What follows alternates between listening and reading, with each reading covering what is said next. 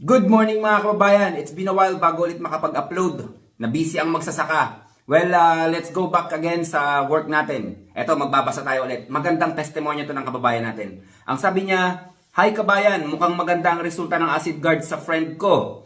Lumiit na yung bukol niya sa throat. Meron siyang thyroid stage 4. Take note ha mga kababayan. Thyroid stage 4.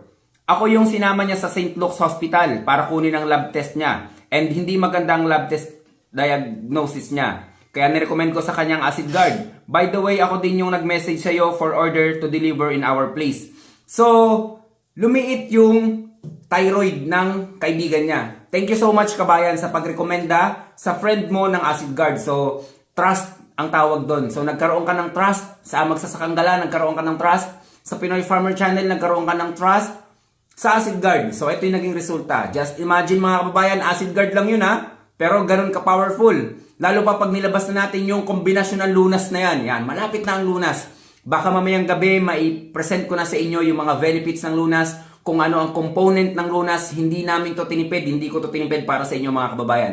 Intention ko, para lang talaga malunasan ng mga karamdaman nyo. So, yun lang ulit. Cash on delivery tayo. Medyo pinagpapawisan ako, mainit sa lugar namin. Ingat kayo mga kababayan. Ako si Chance at ako Magsasakang Gala.